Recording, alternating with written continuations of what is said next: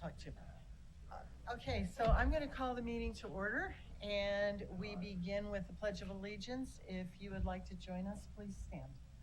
I pledge allegiance to the flag of the United States of America and to the republic for which it stands, one nation under God, indivisible, with liberty and justice for all.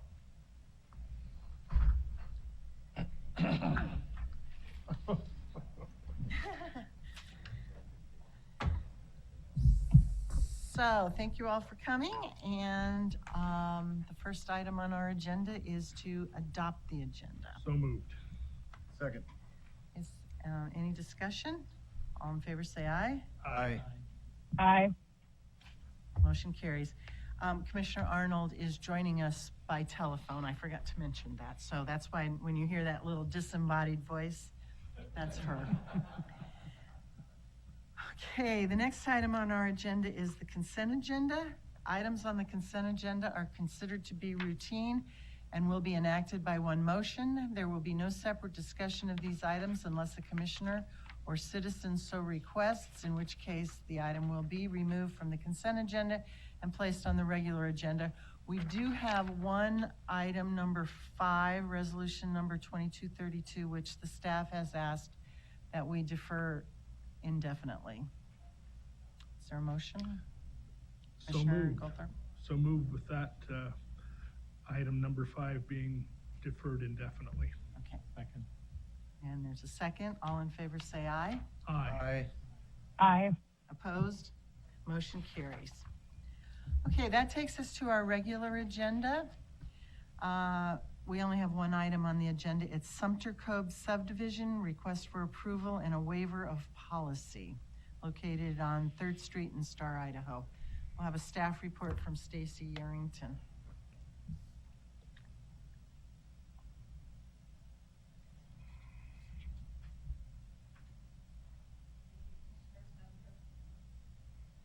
Let's turn it on. There we go. Thank you, Madam President, Commissioners.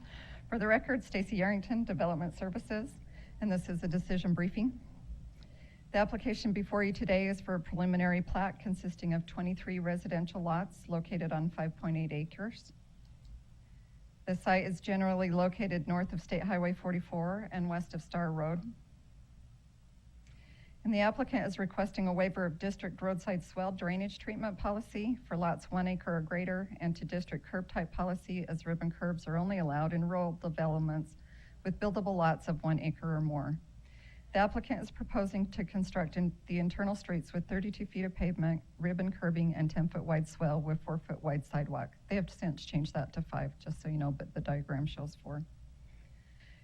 The average lot size of the proposed development is just over 8,300 square feet, and typically the applicant would be required to construct an urban local street with 32 feet of pavement, rolled or vertical curb, and 5-foot wide sidewalk. The interim roadside swell policy was adopted by ACHD Commission in February of 2004 and was later revoked by the Commission in April of 2007. It was determined at that time that the drainage swells were not as successful as originally hoped. There were multiple problems with the existing drainage swells. There were serious concerns about the long-term effectiveness of the swells and that the district may have to expend significant resources to repair them in the future. There are 2 adjacent developments to this site, Saddlebrook and Moon Creek Cove subdivisions. Saddlebrook phases 1 and 2, which are north and west of the site, were developed between 2003 and 2004 with traditional stormwater systems and are functioning acceptably.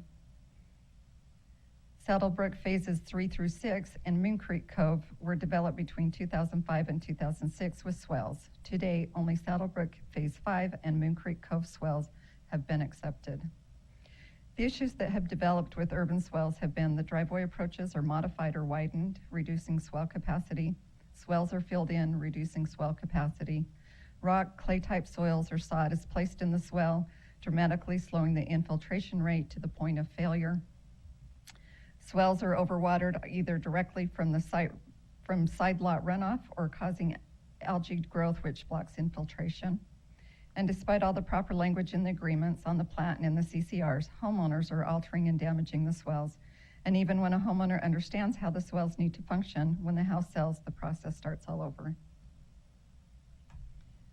As noted in staff's memo, if the commission approves the applicant's request for waiver, the commission will need to identify findings to support the waiver as outlined in policy section 7104.1, such as, is the property unusual in size, shape, location, or physical condition? Would the enforcement of the standards result in extraordinary economic hardship? Would the waiver be injurious to adjacent properties? Are the conditions unique to that property? And that the overall intent of the policy is not disregarded. The staff memo also notes that the applicant has requested the waiver of policy because high groundwater in the area limits their options for storm drainage facilities. The neighboring projects with similar lot sizes have roadside swells that appear to function properly, and swells will allow for continuity between this neighborhood and the adjacent neighborhood to the east. Staff is not in support of the applicant's request, as the applicant has not demonstrated that the current best management practice standards cannot be met. High groundwater is located throughout the city of Star, and other subdivisions are being developed in accordance with district policy without constructing swells. And the conditions upon this property are not unique and would generally be applicable to other properties in the area. Staff recommends denying the request for waiver, and approval of the staff report is written. I stand for any questions, and the applicant is here. Are there any questions of staff? I have one. Well, that's okay. I'll ask it once the developer has finished his discussion. So is the applicant here? And if you, okay, please give your name and address for the record. Sure. Good afternoon. My name is Kevin McCarthy. Address is 9233 West State Street in Boise. And so, yes, Stacy hit all the bullet items and why we're requesting this. The mitigating factors that we see is that this is basically an infill development in Star, and the neighboring project, Moon Creek, which you referenced, which we're tying directly into with our streets, have the roadside swales. The roadside swale is also along our frontage along 3rd Street and already built. Those swales, from what we can tell, appear to be functioned properly and have been accepted by ACHD for maintenance. And we would be, obviously be wanting to construct it to those same standards. Further, we did present to you a letter of support from Star. The city of Star is supportive of our request due to the factors we've outlined.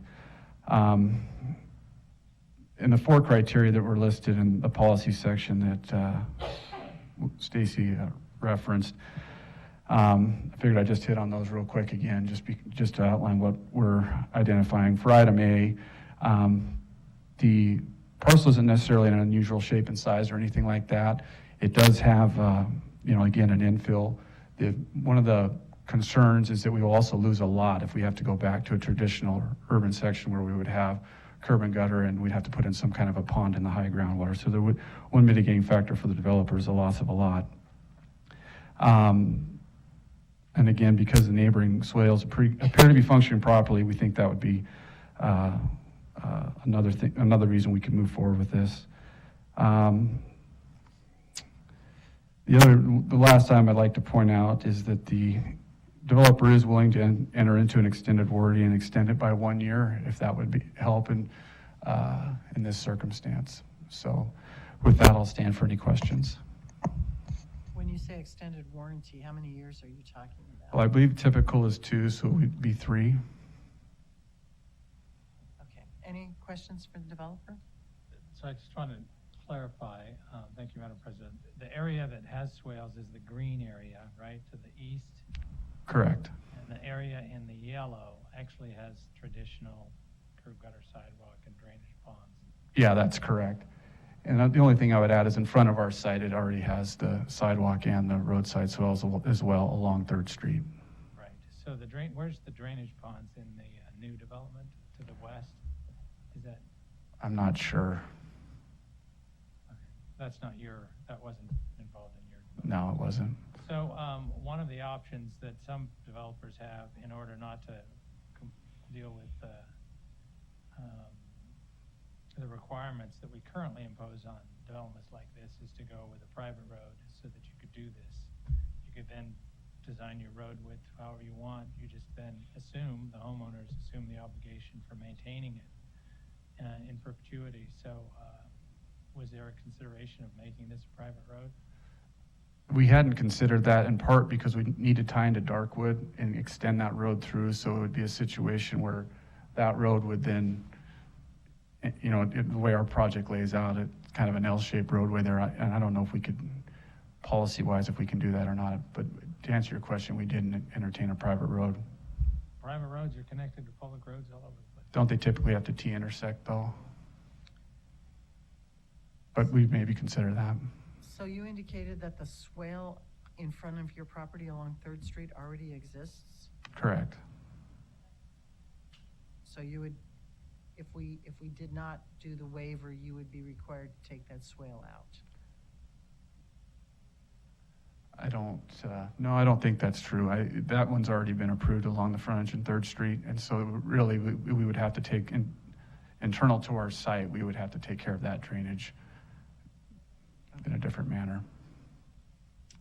Any other questions for the developer? No? Thank you. Thank you. Is there anyone else who wishes to testify on this item? Come on up, give your name, address for the record. Kent Brown, 3161 East Springwood. Seems like it was 100 years ago, but I did submit the same design and everything once before when it was acceptable. The developer chose not to go forward. I did do Moon Creek that was next door. The thing that made that really work really well is they came in and built all those houses immediately. They weren't sitting around a long period of time going through a construction period of putting those swells and getting those signed off. If I remember correctly, the Saddlebrook development, the pond is in that narrow strip along the north side of the site. And as you go to the west, beyond the yellow line, that whole area is the other area that Stacy talked about that has those roadside swells that the city has become familiar with and are performing acceptably. And it seemed like the highway district did an improvement to do that alignment and did that roadside swell that's in front of this site during that same era and time. So, thank you. Thank you. Any questions for Kent? No, thanks, Kent. Anyone else who wishes to testify? No? Okay, Commission, you have it before you. Madam President, I would move that we deny the waiver of policy and uphold the staff recommendation. I'm sympathetic to the developer that this is what was done here, and this is kind of an infill, but the fact of the matter is we tried this. It's from my perspective, an ongoing liability on the books for the district, and adding to that liability I don't think makes any sense. It's not the engineering design that's the problem, it's people that are the problem, and people do things with these swales that make them not functional. So I just don't see the need to grant a waiver of policy. I understand it's not a continuation of what was done there, but I think it limits our liability, and so what we need to do going forward. I'll second the motion. Okay. So the motion before us is to deny the waiver of policy and approve the preliminary plat. Is there any further discussion? Mr. Goldthorpe? While I would normally be in favor of granting this waiver, I just had the unfortunate experience of having a lengthy conversation with my daughter that she and her husband bought a home in a development such as this, and they had great plans for their swale, as had their neighbors. And I could see very quickly that the swales were going to fail if they hadn't already, because of what the neighbors had done, and definitely with what my daughter had planned. And understanding the perpetual liability that the district has for those swales, as Commissioner Woods said, it just is not a good idea to continue that. Any further discussion? No? Okay, all in favor say aye. Aye. Aye. Opposed?